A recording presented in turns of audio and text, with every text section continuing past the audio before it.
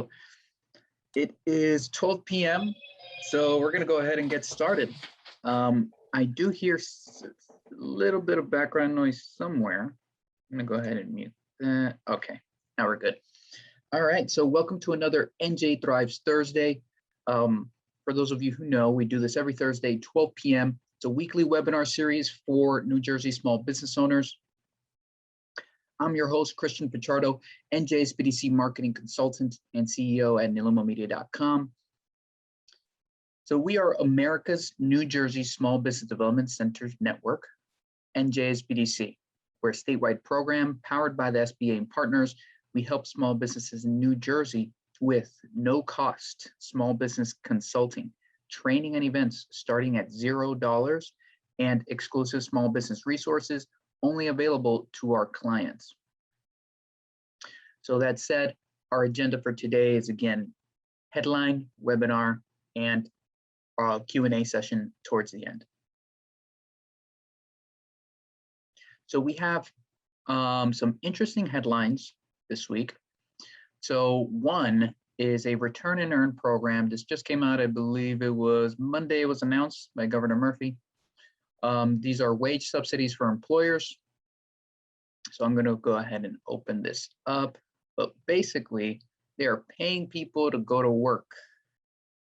And employers are going to receive up to $10,000 in wage subsidies to hire and train new employees. And you'll see here where it mentions they'll receive a bonus of $500 basically for going out to work with you. So I think this is a great incentive, you know, should bring some talent to your businesses. So there you have that. We have the New Jersey Small Business Innovation Research and Small Business Technology Transfer Program, Direct Financial Assistance Program. So these are $25,000 to $50,000 in fund match to New Jersey-based companies that have received, you have to have received federal SBIR or STTR grants. So please make sure you are eligible for this, but there you have another program. And we have an amazing event coming up. It won't say it here. This is Managing Uncertainty, Financing, Workforce, and Sustainability by Rutgers Business School. Now, again, it won't say here, but they do have a special guest that I think is pretty huge. And it is Ray Chambers. For those of you who do not know, he was 2011 Times Magazine 100 Most Influential People in the World. He got a Citizens Award from President Bush back in 2008 for his work in helping children with malaria. He continues that line of work, and he is currently serving with the World Health Organization still as a humanitarian. And he does a lot of philanthropy across Newark, which is basically where he grew up. So I think that's going to be an interesting talk. So there you have the link for that event. It's October 28th, I believe. Yep, October 28th, and it's free. You know, imagine being able to hear somebody talk about how their mission is to cure malaria in the world for free, you know? All right, so that's number 3. The last one here came last week, but this is just a reminder because the applications open on October 20th. So just want to let you guys know this is Small Business Lease Grant Program. You'll get more information on this article. We drop all the article links into the chat. So please make sure you go in there, save them somewhere, you know, open up other tabs, read them later. You also get this slideshow, and I'll explain how right here. So 3 things to keep in mind before we start this webinar. Please type in your questions into the Q&A box. If it's in the chat, sometimes get lost between all the messages. So Q&A box is the best place to do it. You could also ask anonymously if you want to. Number 2 would be completing a 3-minute survey. So after this webinar ends, you're going to get redirected to a survey. After you submit the survey is when you get these slides and the recording of this webinar, or a link to it at least. And then number 3, by attending this event, you are eligible for the Upgrade Your Business certificate. For more information, go to the link below. And that is pretty much it. So I'd like to welcome Herb Caesar, president at CED Solutions and an NJSBDC consultant. He's going to be talking about how to improve your credit score. Thank you, Christian. I appreciate it. How you doing, Herb? It's well to be expected in the times we're in. Okay. Welcome, folks, and congratulations for attending. Let's share the first slide. Okay, my approach is just holistic, as I like to say. And I wanted to start with, well, this is going to be the things we're going to try and cover. We only have an hour, but the issue is the benefit is that you can seek one-on-one consultation with us through our regular consultation process. Just make a request and they will give me the information. I will follow up with you. Okay. So with that being said, that's all about me. You can go to my website. I've been doing this for a little bit, but you'd always learn something new. In fact, I did a training with Dun & Bradstreet the other day that was rather enlightening, and I'll share with you some of the highlights on that. Okay, moving right along. Let's get into the basics. The fundamentals is you need to understand the 5, what is referred to as the 5 C's in lending. Okay, character, and it's like, I always use the analogy, if you play chess, you got to know how the pieces move. Okay, and the pieces are, and particularly with SBA and some of the other governmental agencies, your credit, both personal and business credit, are at least looked at. Okay, I recommend people make sure they stay abreast to both. They're a little bit different, but the fundamentals are the same. How do you pay your bills?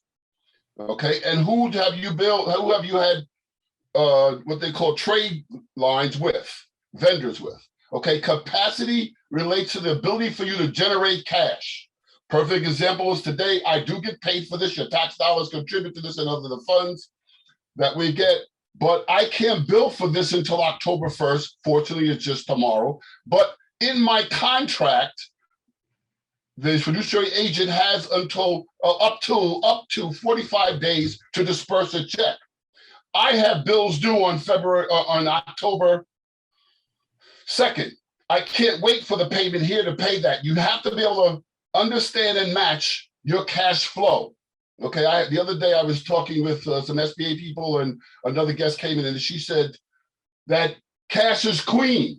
I use the term cash is king. Well, the reality is cash is royalty. You must have cash flow and know how to manage it. Okay, collateral is a secondary means of repayment. Nobody's going to lend you money with the intent of having to liquidate your collateral. But in the event you do default, okay, then in fact, that they want to have that as a secondary means.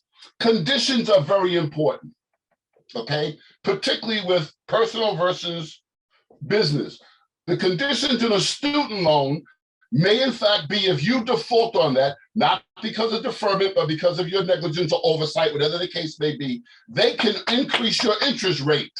This is what they call a default rate. Read the details, but in comparison, if you have a business loan, if you pay it off in the first year, you may incur a 3%, as much as a 3%, but you've got to read the details. The devil's in the details. There's always condition that you need to read to. And I don't necessarily recommend you have the conditions explained to you by the person who's lending to you, because they're going to focus on what they think is important. A third party, non-biased approach like the SBDC can help you work through that if you share the details of it, or maybe your attorney. That there's always that comparison cost. Okay, capital is referred to as the skin you have in the game. The technical term for capital, or the technical formula for capital, is the difference, your net worth, the difference between all your assets and reasonable and realistic values. I had somebody come to me the other day, said they had a fabulous coat collection. Well, that's really nice. But is it valued, and who can be a willing person to purchase it? But all your assets with reasonable values and all of your liability, minus all of your liabilities, equal your net worth. Okay, so those are the basic foundation, whether it's business credit or personal credit, which I'm telling you from experience of the many years I've been in this, are joined at the hip, but there's an emerging market for business credit. Okay, but you still have to understand that you have to be responsible as to paying your bills. Do we have any questions about this subject, this component of the subject? How are we looking, Christian or Vera? Nothing? We're good. We're good to go. Let me just check in the chat for you. But no, I don't see any questions. So just a reminder, everyone, please put questions into the Q&A box as we go along. Just make sure we have everyone's questions answered. Something came in actually. Amy asks, how does this apply for a service-based company versus one with assets? I'm not sure I understand the question. Okay, So Amy, can you reiterate that question? Or she can unmute herself and see what how we can talk. No, we'd have to move along. We could take those questions maybe live towards the end. Okay, so what was the question again? So I see the company does not own anything and she supplies a service. Okay, okay, that can be an accounts receivable. If you provide a service and you have someone who is committed to you with a purchase order, okay, that can be considered collateral because you can assign that. That's the best understanding I have with that. Okay, so you do have something. You have the value of your expertise.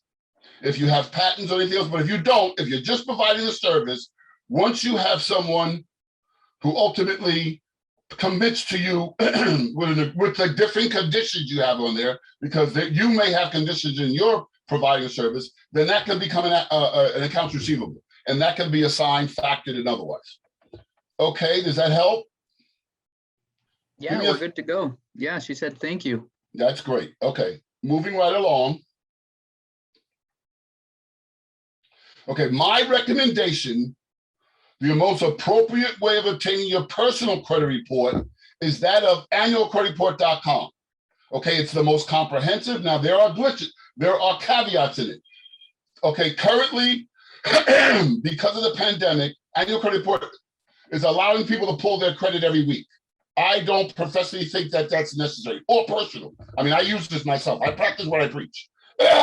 So, with that being said, pardon me, folks, for 1 second. With that being said, I recommend that people only pull one bureau at a time. As you can see in the notes, it says get a free credit report every 12 months. It is not on an annual basis. It's a fiscal, it's referred to in the business as a fiscal. So if you pull one in October, you shouldn't pull one in September because then you will not be able to retrieve it again. You can only retrieve it 30 days into the month. So you pull one in October, i.e. TransUnion, which is one of the more user-friendly, then in fact, you can't get that TransUnion free again until November of next year. It's actually 12 months and 1 day, okay? Also should be noted, you do not get a score. You can buy a score from them, but if you understand, my mantra is I can feed you for a day, but if you can learn how to fish, you can feed yourself for a lifetime.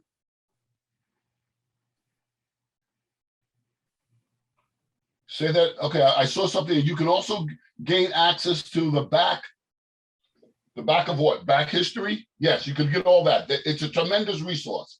But my recommendation is at least know what's on your profile. They do make errors. So print the entire thing out in its entirety.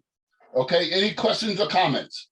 We can always learn something from, we have a tremendous amount of talent on this call. So let us, if you have something to share with us, let us know. So actually, just last week, what Cheryl just mentioned, you could open up a free account with most of these bureaus Experian.com, Equifax.com, what have you. And Experian specifically, I don't know the other ones, has something called Experian Boost. And basically what that does is they connect their bank accounts so that they could basically get all the info a little bit quicker and update your credit score based on that updated info. And it boosts your score. Well, I might make a comment about that. It'll boost your score because they're getting reporting. I mean, if some of you listen to their commercials, they do reveal some things that they will boost your score by the fact that you can listen. They will then look at the history you have with your streaming activity. Typically, the movie streams do not report to the credit bureaus unless you default on them. So the issue becomes, how much information do you really want shared? Another technique they use is they will tap into your utility company. Okay. If you manage your credit, if you manage your cash flow, of all the things going on, you might be able to slow pay for your utilities. Actually, in the state of New Jersey, they can't cut you off between March 15th and October 15th. But when you have to be reinstated, it costs a tremendous amount. So there's nuances in everything. You need to know the conditions and nuances with that. That Experian Boost is going to ultimately go into your bank account. People don't know, you can use a debit card as a credit reference, but typically it's not. But if you borrow with a particular institution, I'm a big advocate of credit unions, and they will report to the bureaus so that you can be used as a credit reference. Okay, there's techniques that you can use within a credit union, i.e. developing what is referred to as a dual endorsed account. You can use it for both collateral, because you can then have them collateralize the account, or you can use it as a payment history. Okay, so it is true. It is absolutely true. I do not dispute that they have different mechanisms, but at a trade-off. Okay, that's the best way I can conduct it. Okay, anything else? Let's see. We have Q&A. So it asks, what if your business cash flow is high, but personal debt to income ratio on the personal side is out of whack because of education loans? What's the recommendation there? Okay, that one I would rather put in a parking lot and do one-on-one, but maybe you want to talk to your accountant about having your business provide you with a steady paycheck or a payment from the business. You can be compensated. In fact, I tell people, if your business is not compensating you, then you're not conducting the business the right way. But that one has to be on a one-on-one basis. That one I would rather address on a one-on-one basis. But the general answer, I do not want to blow anybody off, but the general answer is, if the business is generating cash, you should be able to benefit from it. But you need to do it properly so that there's no tax ramification. So that's why I suggest you contact your accountant. A CPA, I'm a big advocate of CPAs, folks, not just a person who has taken some classes as a CPA or have a degree. Having a degree is a good thing, folks. Don't misinterpret me. But having a CPA requires a different level. Right. Okay. I have another question here by Ruth. Who would you recommend as the best references? References for what? References for credit? That one is okay. This is the way it works, and this is the way DNB said. The larger your payment, the larger your debt seems to be given more influence. And we're going to talk a little bit about the different algorithms of how your credit scores are calculated.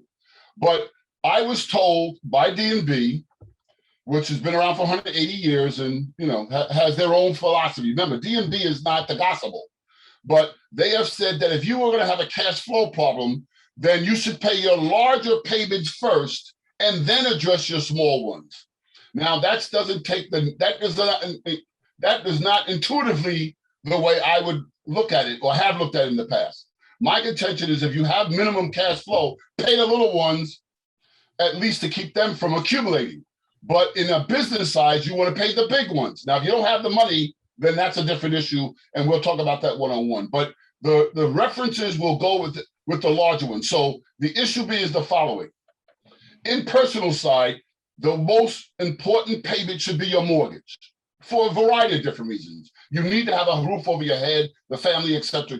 But your mortgage is considered to be a very important influence. Okay. In addition to that, you will also want to pay the car loan. The larger payments are in fact considered. Student loans are very important for a variety of different reasons, but you can defer them. They're the easiest to be deferred. Particularly during the pandemic, they're all being allowed to be deferred, but you need to understand when you defer them, they do continue to accrue. For those who don't understand the accrue, it's add on to accrue your interest on that. Okay, so that's why I tell people balance deferring things and making sure you can pay something in. If not, put in an escrow of your own so that when the deferment is done, then you can make a large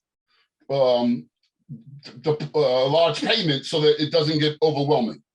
Okay, but that's the way I would, as far as references go, I will not recommend any particular institution. I have a personal affinity.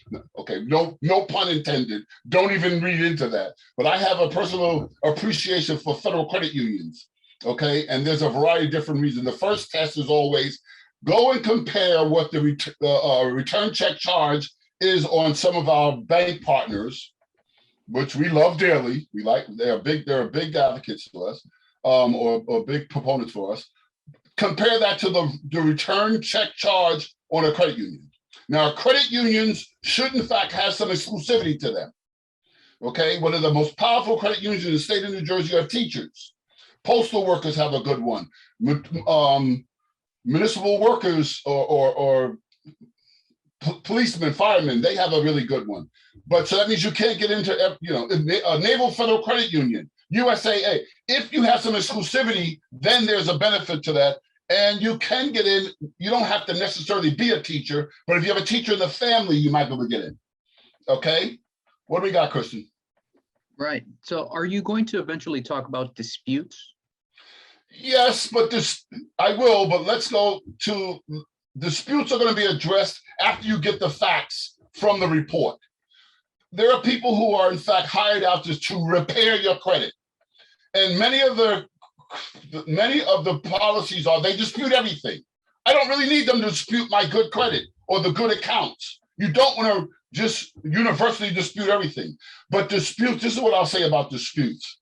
You are guilty in credit until you prove yourself innocent. Now, that sounds a little bit different than what it is said in other arenas. But you must have the evidence. It is important in credit to have good record keeping. Okay? So I recommend that you make sure that before you dispute something, you have unrefutable evidence that this is not correct. Otherwise, you're going to be getting a tremendous amount of runaround. Okay, disputes are always in, but I will address that when we talk about the algorithm of what is important. Okay. Awesome. We have another question, but I think it's best to go on with the slides. I think you might cover it. I'll be covered. Okay. Moving right along. Okay, this is what I refer to as the credit pyramid.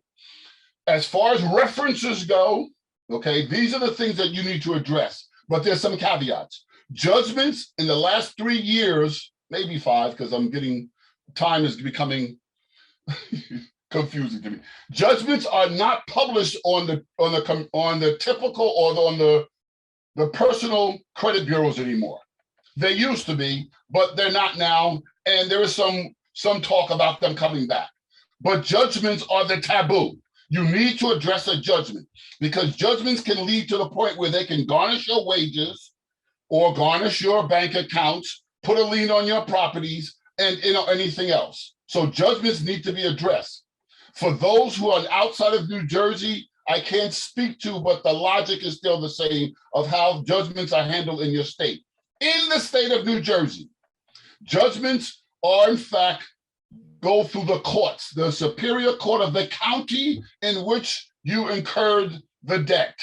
So if you have a problem with Comcast in Middlesex County, then you have to go to the Superior Court of Middlesex County and get the entire judgment packet, not just the summary sheet or what's on your credit report. But you won't, or no, there won't be on the credit report. I just said that. Okay, you need the entire judgment packet, not the summary sheet.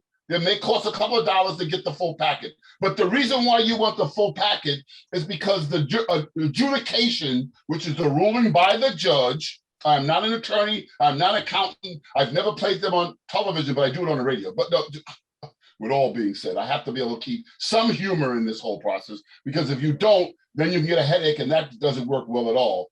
But the judgments may have an issue where the complainant or the person who filed it can have accrued interest on it. So if you leave a judgment unaddressed for some 5 years, you may have 5 years of accrued interest that was ordered by the court or approved by the courts. So it can be much larger than what you have. But I would tell people, I tell most of my clients, I tell people, you should clearly understand everything's negotiable, but be proactive, don't be reactive. So if you want to prioritize what you should address, then you should address judgments first. Collections, long-term collections are a hint to me that they may have gone into judgment. But you need to address your collections, and there are collectors that are more difficult than others. Utility companies are very tough to negotiate with collections, okay, because they have sort of a monopoly. Medical is very complicated. There was actually put a new rule in that they can't put a medical collection in until 6 months after all efforts have been addressed. And many times with a medical, it's been declined because the provider didn't code the situation correctly. So look into that. Charge-offs are the most confusing or most misunderstood. Because a creditor charged off a debt doesn't mean it's going away. They can sell a charge-off to what they call an asset recovery specialist, a collection agency. And they can come after you. And unless you know that it was charged off, you don't know that you're entitled to some type of a discount. If it's charged off what I call tax bill, there's a new tax law for those who don't know. In 2018, new tax rates came out. So a corporation will then have to discount a charge off translated to a 30% write-off, a sheltering of their income. A charge off can be addressed generally for less than full amount, and that's what you want to have on your report. You want to have it that you don't have dangling participles. Okay, those who don't know the English terminology, you don't have unfinished business. Okay, address your charge-offs and get some type of closure to it. Delinquencies and late fees, as we talked about, a mortgage is not considered delinquent until 31 days after due date, and the traditional mortgage is due on the first of the month. You may not have to pay it until the 15th before you incur a late fee, okay? But in fact, I can calculate when someone is a late payer or even a slow payer. But a slow payer may not pay the late fee. A late payer may pay the late fee, but not be reported as, in fact, delinquent, okay? So the delinquency and late payments are very different. So the thing that I would focus it on, Christian, do you see my arrow when I do this? I can't see an arrow. I see the credit pyramid, but I don't see anything. Okay, I just want to know that because I thought I had a point. Okay, so then I'm just going through motion. Okay, so the issue that I would say is the top of the pyramid are judgments. The second one, which leads to judgments, are collections, and charge-offs are among the highest priority that I would say you address if you want to resurrect your credit. Okay, and that goes fundamentally for both business and personal. The fundamentals are the same. Do we have any questions? Yes. So if you have a charge off that you can pay now, should you pay it, and will it help your score? If you have a charge off on your report and you pay it, negotiate a less than full amount, and it will read on your report, settle for less than full amount if cash flow allows for it. It's always a subject to, you do not want to exhaust your entire reserves. I mean, I've been in business for over 30 years. The bottom line is you need to, the pandemic has showed us nothing else. You need to have a reserve for emergencies. Things happen. Life is very fleeting. So if you are allowed, you should budget and determine how much can you afford to pay of that judgment. or of that charge off. Okay, many charge offs you can settle for relatively small amounts, but talk to the creditor that charged it off. So the short answer is yes, if you can afford to. No, if it puts you into a precarious situation. Awesome. I have a couple few more questions that I think are related to this slide right here. So Sophia asks, my credit score was 727 and it went to Okay, well, wait. Let me stop. Let me stop. I really don't think it's in the best interest for anyone on this to share their personal information. And we should note too, do not ever send us your credit report. We do not want it. We will not accept. Well, I know people have been sending it via email. We will delete it. It is a liability issue. Don't discuss that. So the way I handle this, you may know somebody who has that type of credit score, but don't share your personal information. Credit is very personal and you should keep it that way. So with that being said, we know somebody. So now a friend of a friend, right? That had a score of 727, went down about 80 points. It looks like because Experian said there's a collection from a particular internet company. Creditor, yeah, from a creditor. And tried to dispute it, but getting nowhere. Okay. What to do? I would suggest on that one that we table that one and talk one-on-one. But the general answer will be the following. First, reach out for the internet creditor. There is a law called the Fair Credit Reporting Act. If in fact they can't give you legitimate documentation that you were responsible for this, then you have a different course of action, okay? But first of all, make sure that you talk to that person themselves and that it is a valid and it's accurate. There might have been inadvertently someone put something in inaccurate. You'll see about, when we talk about fraud, people with common names, Smith, Jones, you know, whatever the case, in the different cultures are different names, Patel, you know, the issue is you could have this it may be incorrectly on your credit report. Start with the basics and start with the original, you know, the issue. But those are the type of hits that you have to understand. You need to understand staying in the upper echelon. And the upper echelon in the personal credit score is 765. And then we'll talk about the different various types of scales. The traditional credit score scale is 350 to 850. 90% of 850 is 767. Okay, so you're really close to a B plus, or that person was close to a B plus. And it is the issue of they want to make, everybody can't, it's like when you were in school and they had a curve on the grading system. It's a curve nature. So everyone can't be in the penthouse. It just doesn't carry, it just doesn't allow for occupancy of that nature.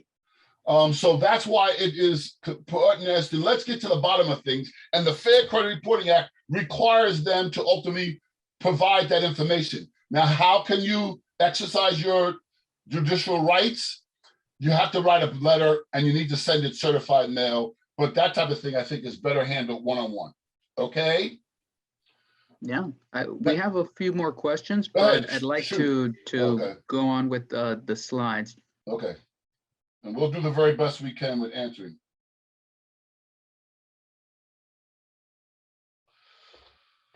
Okay, this one here is how and what is important relative to your composition of your debt. You know, the old axiom is you want to diversify. You want to diversify with your investments and also diversify with your credit. Maintaining credit is important. You can't go in a vacuum, but you can borrow smart. Okay, I recognize some voices or names of people who I've made this mention to. You gotta borrow smart. Okay, it's not like you can't be afraid of borrowing. You just gotta borrow smart. So you have to maintain a credit. I mean, I know some people came to me and said, I couldn't rent a car with a debit card. Well, that's not totally true. That's why you need to have some knowledge. You can rent a car with a debit card, but you need to understand they're gonna freeze up to $250 in your credit card or in your debit card. Now, the weekend rate may be no more than $55, but they're gonna freeze that $250 if you wanna use a debit card. So some people go, well, I had to go out and get a credit card to rent a car. That's not necessarily true, But if you didn't have the $250 in your checking account, then that may have been the reason for it, or that may have been the strategy for it. Okay. Total balances are very important, but it's also relative to your credit limit. And we're going to talk about that in, what was the question? Or your credit score is low? I don't understand that, but let me get through this and then I'll go back and address that. Okay, total balances are important relative to your credit limit. We'll talk about that in utilization of credit. There is a calculation when in fact you are looking at credit scores. Okay, we're going to defer these questions until later on. And Brenda, the soft inquiries, the publicity, I don't want to be distracted. Let's say on this. Total balances are important relative to the industry you're in, particularly personal. If you notice that your income is not at all referred to or mentioned within your credit report, but what is your employment history. The longer you've been in an industry, the imputed assumption in the algorithm is in fact that you have a higher income level. Okay, so the balance are important, and the credit experience, the rule of thumb is stay with the person you've been with the longest, because the only way you can tell whether someone has some type of consistency is for them to have a history. Okay, credit mix is the thing that I really want to make a mention to. There are 4 types of credit mix. There are revolving accounts. Example of that is a credit card or a home equity loan, where you can reuse the debt over and over again. Okay, as long as you pay as agreed. And there are both secured and unsecured revolving accounts. A home equity loan is a secured credit, because your house is used as collateral. Okay, they can foreclose on the non-payment of a home equity loan but they have to pay off the first. There's a process, but that is your collateral. A credit card doesn't have collateral adjusted to it normally, but there are those who are secured credit cards. And then there's installment loans. And a student loan is an installment loan. It is not collateralized, but it's very powerful to the extent that you can, if you file bankruptcy, a student loan is not dischargeable at this stage. There are certain special circumstances, but in the traditional bankruptcy process, 7 or 13, 11 is business, and that's something different. But the issue is the credit mix. You want a secured installment loan or an unsecured installment loan. An example of a secured installment loan is a car loan. You pay the definition to a credit of an installment loan is you pay the same amount month in and month out until such time you pay it off. Okay, credit utilization. I believe we have a whole slide, time permitting, that you need to understand the relationship or the ratio between your credit limit and your credit balance. They take a cumulative accommodation of all your credit limits and divide it by your total credit balances, despite the fact that one credit limit may be higher. They don't do a weighted average, but they can. So the issue is you want to keep, the rule of thumb is that you want to keep your credit balance below 30% or lower on your credit cards. I am of the opinion you should try to pay off your credit cards in full every month. That will help increase your credit. Okay, I saw the question pop up that credit applications or inquiries. Promotional inquiries do not hurt your score. Okay, and they do leave within 2 years. Promotional, it's the hard inquiries that hurt your score, and you can have excessive inquiries. And typically the rule of thumb is 6 or more inquiries in any 1 year is starting to approach excessive. But there are certain situations where people are going to look for car loans, and the car dealership may run it 6 different times. There is a caveat in the rules that say, if you had the car dealer run your credit card for that one purpose a car loan, it's in a 10-day period. For those who don't know, in the state of New Jersey, you cannot buy a car on Sundays. Sunday is not considered a business day, Saturday is. Then in fact, you can have them clustered as one creditor, as one inquiry. Okay, so that type of, but that takes another preempting. You need to write the credit bureaus to tell them that you're looking for a car. And you should, in my opinion, there's another strategy that can be used in buying cars to make it more beneficial. Okay. And this is a very important component relative to how the algorithm works. But due to time constraint, Christian, let's move it right along. Okay. We're about 20 minutes out, so there's some good time left. Stuff. Okay. So this one here is understanding your credit. This is from a business point of view. Leverage your power of Experian BizSource for commercial database. Their program is called IntelliScore Plus V2. Okay. But the quirkiness of this is that their scores run from 1 to 100. Okay. When you have a low score, you're considered to be attractive. A high score, and this one doesn't. It's just the reverse on personal. So that's why you have to ultimately examine and understand both components. Okay. Go online and look up Experian. This is Experian. IntelliScore is offered by Experian BizSource. And they also are good to know, as is Dun & Bradstreet, that you can look up other people you want to do business with. You really don't want to get into business with someone who's having financial problems. Because as we had talked about the service-oriented company that the question was asked, you provide a service and you find that they can't pay you, you know, and I mean, I love SBDC, NJSBDC, because I've always been paid by them. I'm not concerned that they don't ultimately won't pay me. Have we had some dispute? Yeah, that's it, but that's not been my case. I have other clients that I will not engage in business until they send me a deposit. That's my general rule of thumb. For certain ones or those that I've never done business before, I require a non-refundable deposit. So I just want to make you knowledgeable about the different types of business credit scoring.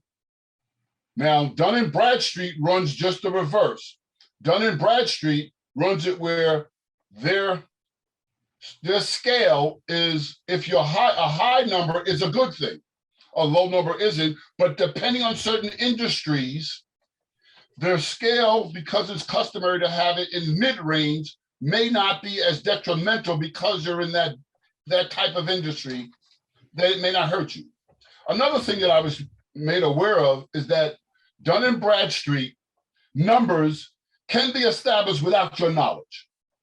And depending on your vendors are and how they report, okay? You must explore into that. Go into the Dun & Bradstreet website, dunandbradstreet.com, and put your business in, or call them, okay, and put your business in to determine whether in fact there is a Dun & Bradstreet account for you, and then you have to authenticate it to make sure that it is exactly your business.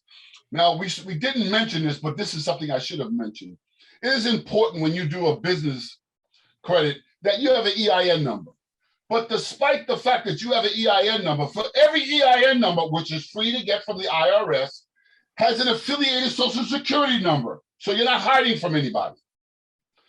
Will they always look into it? That may or may not be the case. But you should know that before you can get an EIN number, you have to provide a social security number. Okay? But you need to establish a business credit. You should use an EIN number, and you should have a separate checking account for business.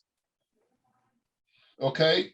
Dun & Bradstreet, because I don't want to seem like I'm favoring one or another. I'm really indifferent relative to the knowledge. But Dun & Bradstreet, as does Experian, has a large database of information. What is it? Is there another organization taking over Dun & Bradstreet? Well, there's some talk about all that, but I don't work for Dun & Bradstreet. I'm not a consultant to them at this stage. There is another application called SAMS that is required when you do business with most municipalities or with the federal government. You have to have a SAMS account, okay? So are there any questions about this whole understanding the credit report for a business point of view?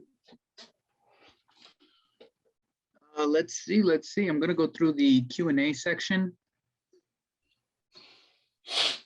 A lot of it seems to be more towards personal. I do see here. But I don't mind. Okay, we're going to talk about the personal when we go to Q&A. Awesome. As long as they don't talk about their I own. do have a question here, though, that I think may be relevant to this. So it says, I accumulated late payments because of a hardship, simply couldn't afford payments on a loan at the time. Loan was for a CDL training program. Once I found the stability, I paid off the loan in full, but late payments still remained. Is there any way possible to get those late payments removed? That would have to discuss one-on-one. I mean, you can negotiate. What my answer, the general answer is, you may very well be able to handle it with a payment plan. But if you're going to do a payment plan, you're not going to get a discount. If you do a lump sum, what they call settlement proposal, you might be able to do it. But typically, you have to negotiate that. And before, this is one thing I would recommend to anyone. Do not pay over the phone to someone you may or may not know who you're talking to. Okay, I tell you, and do not pay them with a credit card, because once you give them that information, they can conceivably go and continue to draw on that credit card. Okay, do not pay with your checking account. My recommendation, when you pay a settlement, you pay with a money order. It's a one-time payment. They can't come, there's no other recourse to you, but you must have the settlement in writing and make sure the person that made the settlement with you has the genuine authority to settle it. So yes, there's ways that you can pay it, but you may not have the entire amount forgiven. There is a concept called the time value of money, net present value, NPV. And the reality is that the older the debt, the more unlikely they're going to get their money, so they'll accept a discount on it. But that has to be done on a one-on-one basis. Next question, Griffin. Let's see. So we have, what is the best way to build business credit? Okay, the best way is to establish vendors that report to the different bureaus. Okay, there is a trade-off. There's a caveat involved. Many people who want to establish business credit go with certain types of vendors. There is a database called NAV, N-A-V, that talks about the various types of recommended business credit to establish. Okay, 9 out of 10 times. I don't want to make it an absolute, but it is very hard in this day and age to have what they refer to as non-recourse money, which means you're not personally guaranteed or assuring of it. Your company may assure it, which means that they may put what they refer to as a UCC-1 filing, which is a collateralization. If you don't pay, then they're going to come after something in your business. But the point being is that you want to have vendors that report, and in fact, you want to have it so that you have reasonable interest rates. To establish business credit at 15%, in my professional opinion, is not worth it. If you cure your personal credit and can get a 7% interest rate, then the savings in itself is not worth it. There's no way that if you, for some reason, and things happen, folks, if you default, whether business or personal, somebody's going to have to be accountable.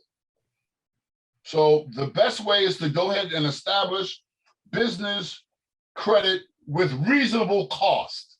Okay, hypothetically, folks, I don't work. Staples is you can get a Staples account. Home Depot, you can get a Home Depot business account. Okay, but there's cost involved to it. And if you don't pay now, you may pay later relative to what the interest rate is and what the default rate may be, because the default rate for a business is much different than the default rate on a person. Any other? Gotcha. Yeah, I think we have several other questions, but I think we could move along with the slides here. Refer them later on. We're getting close to, because we don't have, okay, go ahead. No, to the next. Okay, this one here is very important. This is the credit well, I'm sorry, let me get it clear. The algorithm used to calculate your credit scores. The fundamentals are the same. The algorithm is a little more subjective in the business side. They do, but it's all about trend analysis. So the issue being is 35% of the algorithm, which is the mathematical formula that calculates your scores, that range through different scales, okay? The lion's share of it is 65% is how you pay your bills, but you need to pay your bills on time, should be on or before the due date. And that relationship, that utilization rate that I referred to before, decrease balances to limits. You want to keep it under 25%. I think I said 30 before. I'm just of the opinion you should keep it low. 25 to 30 are relative. Now, the length of your credit history goes to the issue of relationships. This is the one thing I warn people about. Doing that flipping, where you get a credit card that's going to give you interest, no interest for 18 months. There are little caveats in there. You must use the card in addition to the balance you transfer. It's called transfer accounts. In addition to the ones that you transfer swap accounts, then in fact, you also have to use it for other things. And if you don't pay it off in full for all that you use by that due date, when the interest, then the free interest expires, then you may have the interest retroactively obligated. You may be obligated for the retroactive interest. New credit, that refers to the inquiries. Okay? Inquiries are going to be recorded every time you apply for. The biggest mistake that most people make is that,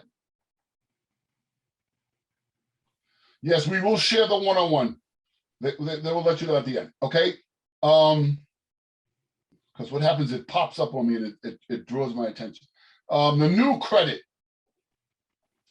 So the issue being is that the biggest mistake that people make with inquiries is that they're looking for a mortgage, they're looking for a car loan. You can bundle those. But if you, for some reason, say, oh, I'm getting a new car, and I want to make, getting a new home, so I want a new car because I want to be able to just keep up with the Joneses. That's a no-no. Stay focused. And I know I was told not to use this word, but I'm going to use it anyway because I feel very strongly about it. Good credit requires a level of discipline. I was trained and I was been told, because I have good advisors, to say, don't use the D word. But it relates, okay, another comparison to that is, in fact, yes, we give no-cost counseling, folks. That's what our specialty is. But the issue is that you want to make sure that the inquiries are, if they vary from different times, then they're going to not be able to be, you're not going to be able to plus to them. So again, we refer to as the inquiries. New credit is the inquiries. This is relative to the algorithm. And then types of credit, we talked about that next. You want to have a little revolving, a little installment. You want a little secured revolving if possible. I do not recommend, and this is more personal than professional, that you do secured credit cards. Debit cards remind me of secured credit cards, but not every lender will ultimately look to your credit score, look to your debit card for a credit reference. But as we talked about, Experian might, or other credit bureaus will. So have a sensible credit mix, a little installment, secured and unsecured, a little revolving, secured and unsecured, okay? Do we have any questions relative to this algorithm, this concern?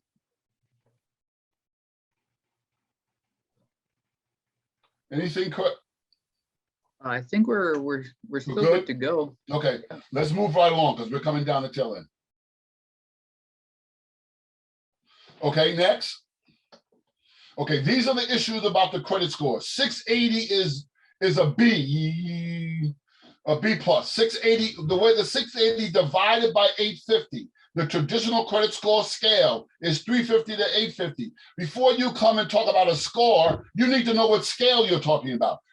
Okay, we're going to talk about a resiliency scale. We're talking about a business scale. You got to know personal credit scores. But I know that there are companies that have credit scores at 550 to 990. Okay, and you can't give me a score that unless you give me a scale. So when you're in the mediocre, when you're in the what I call the main line, a 30-day late payment may ultimately cost your score by up to 80 points. But if you're in the penthouse, you better believe that they're going to get hit harder, and it may run you for the same blemish. It may hit you for as much as 110 points. Okay, so that's the difference between being. I mean, you know, the axiom is that it's really a great accomplishment to win a championship. But you know what the hardest thing to do in winning a championship is repeating a championship, and that's what you do. So it's about choices, folks. You got to make good choices. Okay, because of time, we're moving right along. Okay, this is the algorithm, well, not the algorithm. This is the spreadsheet that I would recommend people get. Like I said, I think you really should make a request for this presentation. But the issue is what I want to explain on this slide. The 8% on the Visa is not the utilization rate. The 8% is the interest rate on the Visa. What I want you to pick up is the progressive interest rate increase relative to the credit limit. The more that you borrow, or the more that they'll give you to borrow, or more rope they give you to hang yourself, the higher the interest rate. Traditionally, typically, I'm giving rules of thumb, folks. There are people who can get $25,000 credit limits that have as low as 5, 6, 7%. You know, there's different ones that vary, but it's all contingent upon your history with that lender. Okay, so when people ask me, how can I increase my credit score? Well, if you take 1,900 and divide it by the 3,000, that's in the 63 percentile. If you take 650 on the MasterCard and divide it by 1,000, that's a 65 percentile. So what you ultimately need to do is go to your checking account and see how much they're really paying. My contention, it is important to have some cash reserve, to have access to it. So I do not recommend you go and take all of your cash savings and pay down all your credit card debt, but it may make sense to take half of it, pay down your credit card debt, and then repay yourself the way you were paying them, less the interest. Okay, so the point I want to make here is to understand how the utilization rate is calculated. You're going to take all of the credit balance, the 1,900, and divide it by all of the credit limit, and that will tell you what your utilization rate, and that's what you need to be dictated. So another thing I want to make a point is, if you do pay down a credit card, do not close it, because once you close an account, it no longer is used in your available credit limit. Now, understand that there are going to be people who are going to be skeptical that because you paid it down doesn't mean that in an emergency you can run it back up. So it's a trend analysis. When you close it, you need to have it down for, 9, 12, 14 months to have an effective impact. Okay. Moving right along. This one here is what is a FICO resilient index. This one is more for business purposes. FICO details the scoring model for the index from 1 to 99, where a score of 1 to 44 is considered very resilient. Resilient meaning if we hit another pandemic, if we should get into a problem, are they inclined to be able to weather the storm? Okay, a little bit different than that of a Dun & Bradstreet. This one here indicates the lower is the higher, considered the most resilient in an economic downturn. So the lower the number, the better. In this scenario, you got to always understand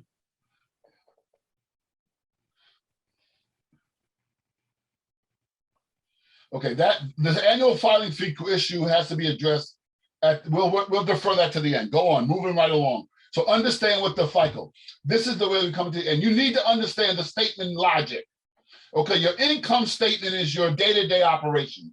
Revenue minus expenses. And this is net profit before taxes. Taxes are, in fact, a critical component of doing business. If you don't, you're going to have major repercussions, particularly with the PPP and the EIDL. They all require you to submit tax returns. If you don't submit tax returns, you're not eligible. 99% of the time, if you don't submit tax returns, no one's going to lend to you because that is your calling card with your credit.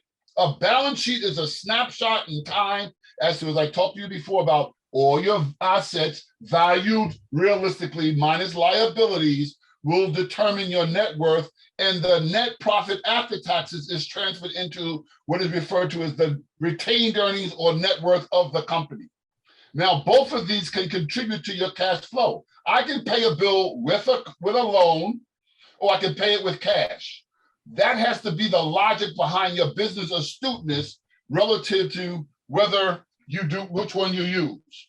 Okay? If in fact well, this is the rule of thumb. You do not want to pay a long-term debt with a short-term credit vehicle. I do not want to run a business on credit cards because credit cards, the new rules since the legislation has come out is that your minimum payment is based on a 4-year repayment schedule. Used to be 5. So that's why some people were paying for their rollerblades that they bought in the 70s. And in the 2000s, they were still paying for them because they were paying minimum. Never just pay your minimum payment, but do that at a worst case scenario. That's what you want to pay, your minimum payment. But in a more practical manner, for a more sustainable economic stability, you want to pay and budget for the ability to pay off your credit card balances in less than 90 days. Okay. Pardon me. So this is the end of the formal presentation.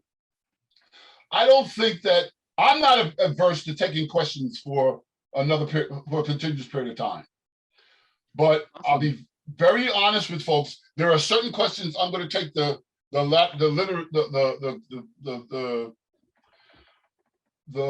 choices of having to say, look, we really need to discuss that one-on-one. And please, folks, don't talk about your personal credit or your business or otherwise. We do not want to discuss one's individual stuff here and now with a group of, what do we have, 25 people or something to that effect, right? We have 53. That's right. You don't want 53 people to know about your personal data because there's no privacy in America. They can find out. They can find information. They can find. Okay. And I will not pursue anyone on the roster. That's not the way I do business. Nor does NJSBDC. We're not going to pursue you unless you want our help. You want help, we'll give it to you. But you got to help yourself. You got to meet us halfway. And again, I want to remind people, do not send us your credit reports. I want to be able to teach you how to navigate through them. And there is some nuance. There are nuances and certain logic that you have to understand of how to be able to make it best for you. Go ahead, shoot, Christian. Awesome. So we have probably time for 2 questions. If we could do sort of a rapid fire answers. And that may be hard for me, Christian. I don't have. 1 sentence answers. Take a shot. Take a shot at it. Okay, so first one here, can you explain difference between collection and charge-off? Collection may be a charge-off, okay? But a charge-off means they filed a claim with the IRS that says, I don't think I'm going to get anything from these guys or this person, and I want to credit, which is a shelter to my income, okay? I hope all of you've been reading the papers. Major corporations pay on average 8% interest, 8% taxes. And how they're able to do that is they can shelter a lot of income. So that's my rapid. The charge-off relates to the IRS. The collection means they're still trying to come out. And they can still sell a charge-off to a collector. There's a whole business, there's a whole flourishing industry called asset recovery. Awesome. So next question we have here, how long do late payments remain against your credit? Until such time you pay off that credit in entirety. And even that, okay, a history of a late payment, i.e. a mortgage, may stay on your credit report for up to 7 years, 5 to 7 years after you pay it off. With the amount of refinancing you had out there, I found out that some mortgages are coming off faster than others, but the reality is by law that if you have a loan it may stay on to up to 7 years after you paid it off.